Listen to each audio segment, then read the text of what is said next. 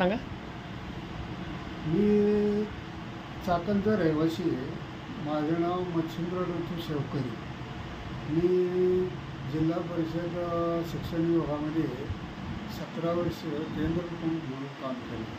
त्याच्या अगोदर मी शिक्षक म्हणून होतो आणि मला आता रिटायर होऊन साधारणपणे 15 वर्ष झाली. तर डॉक्टर घोडके यांचा पत्ता मला एक संजू शेटे नावाच्या त्यांच्या एका ओळखीच्या माणसाकडून मिळाला. त्यावेळेला त्यांच्याकडून मी ट्रीटमेंट घ्यायला सुरुवात केली. तर माझा अनुभव असा आहे की अनेक डॉक्टर मी बघितले, परंतु त्या डॉक्टरांचा काही उपयोग झाला नाही. शेवटी त्यांनी मला जवळजवळ 1-2 ट्रीटमेंटमध्ये 70% मला त्यांनी बरं केलेलं आहे आणि उरलेले 30% अजून 1-2 ट्रीटमेंट दिल्याच्यानंतर 100% बरा होईल असं मला वाटतं.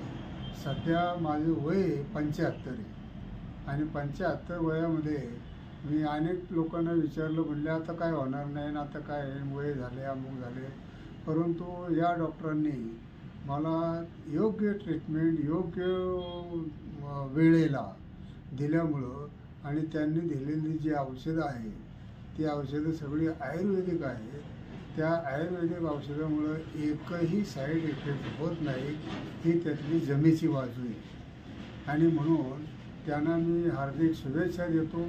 आणि उर्वरित सर्वसामान्य लोकांचे जे हजारो लाखो कोट्यावधी रुपये मोठमोठ्या दवाखान्यात खर्च होतात, तर सर्वसाधारण मला जनतेला अशी विनंती करायची की कोट्यावधी रुपये घालवण्या अगोदर जर डॉक्टर घोडके यांना तुम्ही भेटला तर 100% तुमचे पैसे वाचतील, वेळ वाचेल, नातेवाईकांचे वेळ वाचेल, तुमचा वेळ वाचेल आणि पैसे वाचतील.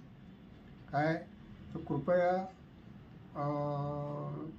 या ठिकाणी मी जे सांगितलं आहे याच्यामध्ये 1 रुपयातल्या 100 पैसा ते 100 पैसे म्हणजे 1 रुपया बंदा रुपया मी सांगितलेलं खरं आहे. थँक्यू, धन्यवाद.